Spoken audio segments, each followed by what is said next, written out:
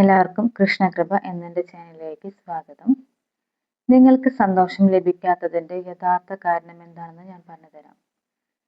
നിങ്ങൾ സന്തോഷത്തെ കാത്തിരിക്കുന്നു എന്നതാണ്.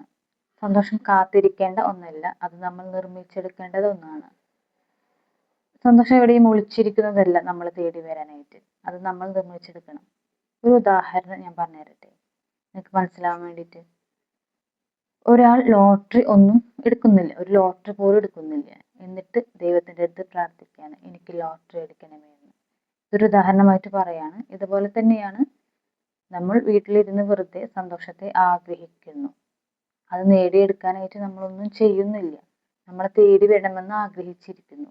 സന്തോഷം ഒരിക്കലും തേടി വരുന്നതല്ല, നമ്മൾ നിർമ്മിച്ചെടുക്കേണ്ടത് ഒന്നാണ്. നിങ്ങൾ തീർച്ചയായിട്ടും വലിയ വലിയ കാര്യങ്ങളിൽ മാത്രം സന്തോഷം കണ്ടെത്താൻ തീരുമാനിച്ചിരിക്കരുത്. ചെറിയ ചെറിയ കാര്യങ്ങളിലും സന്തോഷം കണ്ടെത്താൻ ശ്രമിക്കണം. ചെറിയ ചെറിയ കാര്യങ്ങൾ എന്ന് പറയുമ്പോൾ, നമുക്കിപ്പോൾ ഒരു കോഫി കുടിക്കാൻ തോന്നണം, തീർച്ചയായിട്ടും അതിട്ട് കുടിക്കുക. ഒരു സിനിമ കാണാൻ തോന്നുകയാണെങ്കിൽ പോയി കാണാം. കുറച്ച് നല്ല പാട്ടുകളോ അങ്ങനെ എന്തെങ്കിലുമൊക്കെ കേട്ടിരിക്കാൻ തോന്നുകയാണെങ്കിൽ അത് കേട്ടിരിക്കുക.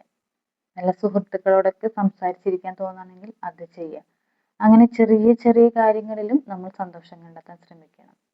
വലുത് മാത്രമേ നമ്മളെ സന്തോഷിപ്പിക്കൂ എന്നുള്ള നിർബന്ധ ബുദ്ധി മാറ്റിയെടുക്കുക. അപ്പം തന്നെ പകുതി ശരിയാവും. ചെറിയ ചെറിയ കാര്യങ്ങളിൽ സന്തോഷം കണ്ടെത്തിയ നമ്മൾ ആഗ്രഹിക്കുന്ന വലിയ സന്തോഷങ്ങൾ കണ്ടെത്താനും നമുക്ക് നിസ്സാരമായി പറ്റും. ജീവിതത്തിൽ സന്തോഷം കണ്ടെത്താൻ വെറുതെ ഇരുന്നത് കൊണ്ട് കാര്യമില്ല, അതിന് നമ്മൾ പരിശ്രമിക്കണം. തീർച്ചയായിട്ടും ചെറിയ ചെറിയ കാര്യങ്ങൾ പോലും നമ്മളെ സന്തോഷം കണ്ടെത്താൻ നമ്മൾ നമ്മുടെ മനസ്സിനെ മാറ്റിയെടുക്കണം. അപ്പോൾ നിങ്ങളുടെ ജീവിതത്തിൽ സന്തോഷങ്ങൾ തീർച്ചയായിട്ടും നിങ്ങൾ ആഗ്രഹിക്കുന്ന രീതിയിൽ വന്നു ചേരും. അതല്ലാതെ ഒന്നും ചെയ്യാതെ സന്തോഷം വരണം എന്ന് വിചാരിച്ചിരുന്നാൽ നമ്മൾ ഇരിക്കലേ ഉണ്ടാവുള്ളൂ. നമ്മൾ അതിനുവേണ്ടി പരിശ്രമിച്ച് തീർച്ചയായും സന്തോഷം നമ്മുടെ ഇടയിലേക്ക് വന്നു ചേരും.